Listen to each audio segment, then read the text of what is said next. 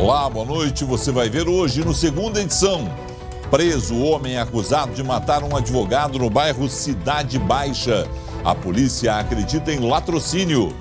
Corrida a postos de saúde provoca falta da vacina da meningite em Porto Alegre. Lei Kiss, apenas 3 hospitais e 11 escolas públicas têm PPCI na capital gaúcha. Bandido dispara contra vítima de roubo e homem é salvo por moeda e celular.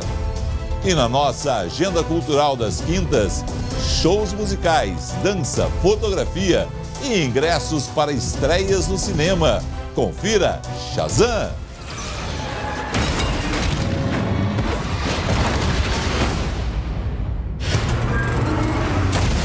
Cara, você viu isso? O SBT Rio Grande, segunda edição, está no ar.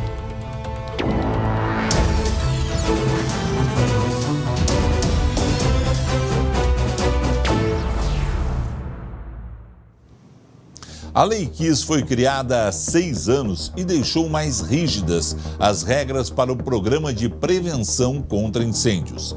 Aqui em Porto Alegre, 6 anos depois, apenas 3 hospitais e 11 escolas públicas estão com a documentação do PPCI em dia. O prazo para estabelecimentos se adaptarem à legislação mais rígida termina no final do ano. Veja na segunda reportagem especial da semana sobre a Lei Kiss, feita por Luciane Coman.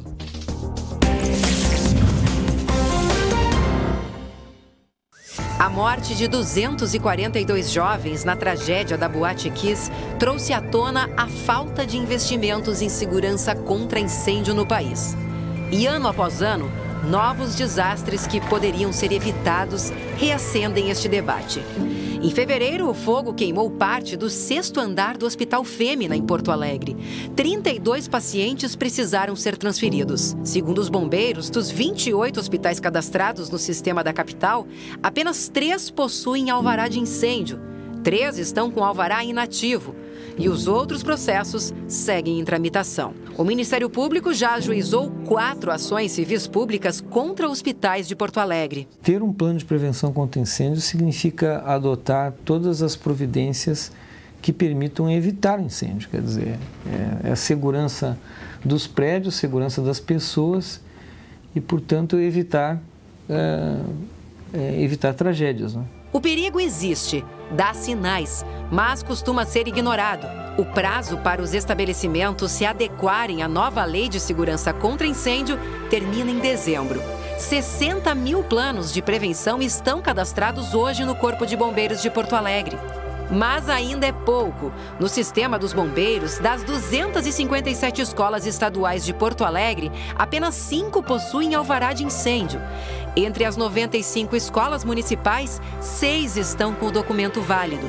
Em julho de 2013, o fogo transformou em cinzas parte do mercado público de Porto Alegre. O telhado foi consumido pelas chamas. Lojas do 2º andar queimaram por 2 horas. Sem alvará de incêndio, o prédio de quase 150 anos ficou à deriva. A prefeitura anunciou que não tinha dinheiro para bancar as reformas necessárias. Quase 6 anos se passaram e agora, finalmente, o plano de prevenção contra incêndio do mercado público começa a virar realidade. A Associação dos Comerciantes se uniu e conseguiu finalizar no início de março a primeira etapa, que inclui medidas como a liberação de todos os corredores e também a instalação de 85 extintores pelo prédio. As escadas passaram por reforma. A rota de fuga ganhou sinalização.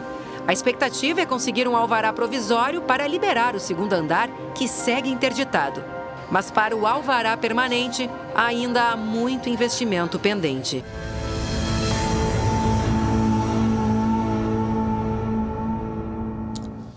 A Lu mostrou no final da reportagem a respeito dos PPCIs a situação do mercado público. Logo que eu estreiei aqui no SBT, eu fui ao mercado público, conversei com a Adriana Kauer, que é lá, né, Lu, a responsável hoje, uma das responsáveis, porque afinal de contas os permissionários, todos eles têm um grande grupo ali, pela melhoria, pela sustentação do mercado público. Eles que estão bancando, né, Felipe, esse PPCI, porque a prefeitura disse que não tinha dinheiro para fazer o projeto e nem a execução. Agora eles acabaram de finalizar a primeira etapa, que seria apenas para o alvará provisório. Só que para a segunda etapa, olha só tudo que eles precisam ainda fazer. É instalação de detector de fumaça, sistema de alarme, reforma do sistema elétrico, que é muito capenga, né? Ele é muito antigo e por isso vai precisar demandar aí um grande investimento e quem vai pagar são os permissionários, os próprios comerciantes que estão bancando e investindo nisso para a segurança não só deles, mas principalmente, né,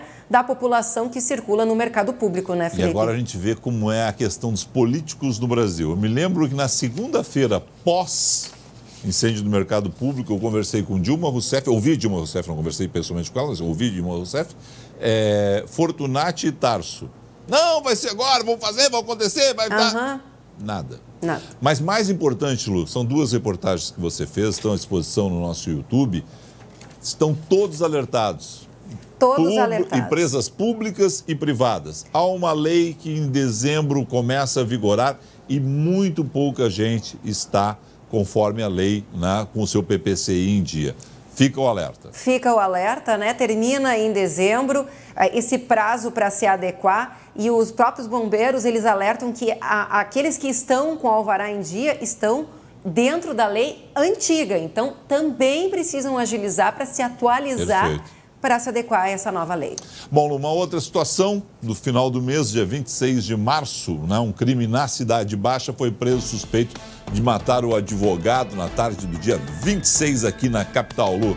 Pois é, Felipe, segundo a polícia, foi realmente um latrocínio, né? A vítima acabou morta após uma tentativa de assalto. Imagens de câmeras de segurança mostram o atirador Luiz Henrique Lopes Lima, de 23 anos, estacionando primeiro a moto e depois fugindo, né, depois do crime. O advogado Gabriel Pontes Fonseca Pinto, de 28 anos, passa por ele minutos antes de ser abordado e aí foi morto com 2 tiros. O criminoso fugiu sem levar o celular da vítima e nem o dinheiro do advogado, que estava carregando cerca de R$900. A polícia vai dar maiores detalhes desse caso numa coletiva de imprensa que acontece amanhã pela manhã, Felipe. Então, por enquanto, essas são as informações desta morte do advogado aqui na Cidade Baixa. A Lu volta em instantes. Preste atenção nessa história que tem tudo para ser um filme, mas é vida real. Em Esteio, um motorista foi vítima de uma tentativa de roubo. Até aí, seria apenas mais um assalto. Mas o bandido disparou contra a vítima e ele, ainda bem, não morreu. Teve muita sorte. Acompanhe a reportagem. Quanto vale salvar uma vida? R$1 pode parecer absurdo. Um celular com 4 anos de uso também. Mas foi o que garantiu que este vendedor de 59 anos, que prefere não mostrar o rosto, estivesse hoje contando sua história. Quero só a chave, não quero mais nada, a chave. Aí eu digo, não, mas a chave eu não tenho chave. Não, quero a chave. Na última terça-feira, ele foi até esta madeireira, no bairro Primavera, em Esteio, e entrou para a estatística de assaltos. Tive 20, mão armada, todos eles registrados. Seria, no caso agora, como nesse caso, seria 21. O homem reagiu e acabou levando um tiro do assaltante. O projétil, de revólver calibre 32, perfurou a camisa e parou em obstáculos surpreendentes: o celular e a moeda que estavam no bolso. Quando eu fui tirar o celular para ligar para minha filha, que eu vi o estrago foi grande no celular e a moeda que me protegeu aqui. No caso dele foi a legítima bênção de Deus, né? Porque, me imagino. Detalhe, a moeda está em perfeitas condições. O celular está com o vidro quebrado, mas funcionando. E ele não pretende se desfazer disso, não. Tudo faz parte das lembranças da nova data de nascimento. Eu tenho que comemorar dia 2 de abril também. Ainda bem que não foi dia 1º de abril, senão ninguém acreditava que é o dia da mentira. Feliz renascimento para ele, né? O medo se instalou após o registro das 2 mortes por meningite em São Leopoldo. Aqui em Porto Alegre, 23 postos de saúde já não têm mais vacina para combater a doença. A corrida aos postos de saúde e clínicas de vacina não tem fim. Nós já temos experiência disso, né? E a meningite é uma doença que assusta muito. 2 clínicas particulares em Porto Alegre já não têm estoque do tipo C. Nesta, o reforço foi solicitado assim que os casos foram divulgados. A procura aumentou em torno de 70% devido aos últimos casos. Entre os 3 tipos de meningite, as bacterianas são as mais perigosas. 70% dos casos registrados no país são da bactéria Meningococcus C.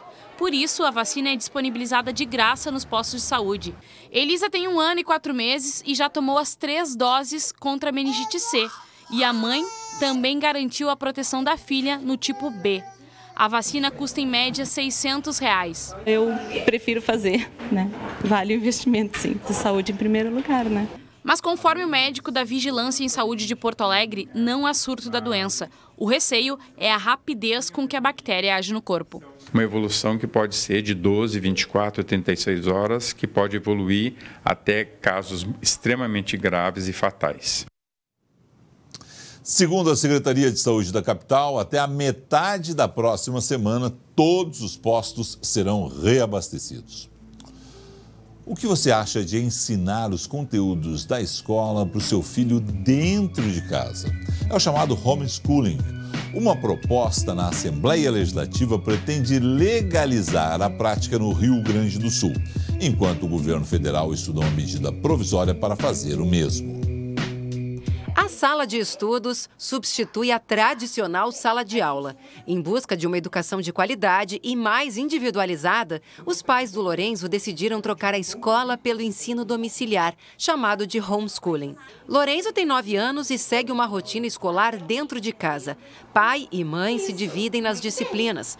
O currículo é baseado nas definições do Ministério da Educação, mas tem adaptações. A gente procura olhar o que uma criança da idade dele precisa aprender na base, na fundação, mas também a gente procura prestar atenção no que ele gosta e a gente procura seguir esses currículos também com alguns projetos especiais. Mesmo longe da escola, a família investe na socialização do menino. Ele vai para o inglês, ele está todos os dias na rua brincando com os amigos da rua, tem festa de aniversário, convida os amiguinhos, brinca bastante, ele é um menino super sociável. Apesar de não ser legalizado, a Associação Brasileira de Ensino Domiciliar estima que mais de 5.000 famílias sigam este método. Hoje, a lei brasileira obriga os pais a matricularem os filhos na escola a partir dos 4 anos. Esta especialista em educação é contra o ensino domiciliar. Para ela, o projeto é inconstitucional, antipedagógico, antissocial e pode prejudicar o desenvolvimento da criança. É na escola que a criança e o adolescente encontram os iguais e fazem amizades para a vida inteira. Aprende a participar e tem contato com o que está mais avançado do ponto de vista do conhecimento. No ano passado, o Supremo Tribunal Federal considerou ilegal esta forma de ensino. Em busca de uma regulamentação, deputados federais lançaram a frente parlamentar em defesa do homeschooling. O objetivo é garantir o direito de escolha aos pais. E aqui na Assembleia Legislativa do Rio Grande do Sul já está em tramitação um projeto que trata do assunto. É uma prática que não deve ser proibida, mas sim protegida, porque os pais, via de regra, são as pessoas mais interessadas na boa educação dos seus filhos. E acho que a gente precisa romper com esse monopólio de acreditar que só o Estado, só burocratas e políticos que têm o melhor interesse das nossas crianças em mente. Gosto da ideia, mas vejo que vamos ter muita polêmica pela frente quando realmente, se houver a decisão em nível, primeiro de Assembleia do Rio Grande do Sul, mas depois em nível federal. Vem aí muita polêmica. Lu, você estudou bastante matéria. Não vai faltar contra e a favor nessa história, não. É verdade, viu? Os argumentos são bons ali dos dois lados, né? E aí vamos acompanhar aí como é que vai ser o fim dessa história. Bom, Lu, quinta-feira de muito calor, tem alerta sendo feito na meteorologia para Porto Alegre. O que vem por aí? Bom, Felipe, olha só. Hoje, ao longo do dia, a chuva ficou mais concentrada entre a fronteira oeste, Campanha e Zona Sul. Nas próximas horas, a gente tem alerta, então, de temporais isolados com risco de chuva forte, raios, muito vento, principalmente metade norte, incluindo aqui Grande Porto Alegre e Serra. Então, muita atenção nessas regiões. A gente está falando de risco, tá? Não é uma precisão, não. A instabilidade, então, continua nesta sexta sobre o estado. Na metade norte, mais chuva, ainda com alerta de tempestades isoladas. A notícia boa é que uma massa de ar seco traz ali um tempo mais seco na metade sul. A temperatura cai, dá um alívio e olha só, a mínima deve ser registrada à noite. E em Pelotas e Uruguaiana vai a 14 graus. Aqui em Porto Alegre, sexta chuvosa, temperatura entre 20 e 23 graus, ou seja, bem mais agradável. No sábado, o sol aparece na maioria do estado, mas aqui a gente ainda pode ter um pouquinho ali de instabilidade. No domingo, aí sim, tempo seco, máxima de 25 graus, a cara do inverno. Do inverno não, do outono. Eu fiquei pensando, né? Do outono. Do inverno não, né? Do inverno tinha que ser uns 10 graus. A gente volta daqui a pouco com a agenda cultural aqui no Segunda Edição. Tem ingressos para o novo filme de super-heróis que está chegando na rede GNC, Shazam.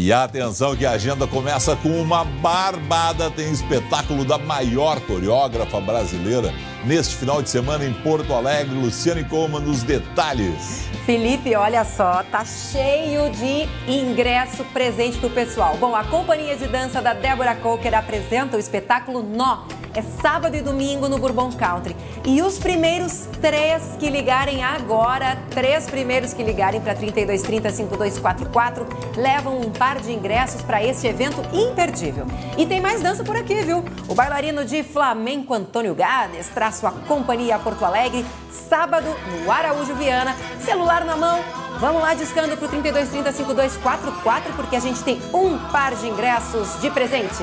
E olha só a quantidade de shows imperdíveis aqui na capital. Hoje tem Humberto Gessinger lá no Bar Opinião. Eu amo, adoro. Amanhã é a vez de Mano Brown. Sábado, Antônio Villeroy, Bebeto Alves, Gelson Oliveira e Nelson Coelho de Castro. Juntos! No Clássico Juntos. Bom, vamos para as telonas, porque tem Shazam, que é uma das estreias no cinema. Shazam é aquele meio nerd, mas mesmo assim rápido como um raio. O primeiro que ligar agora para 3230-5244 leva um par de ingressos para qualquer sala do GNC Cinemas.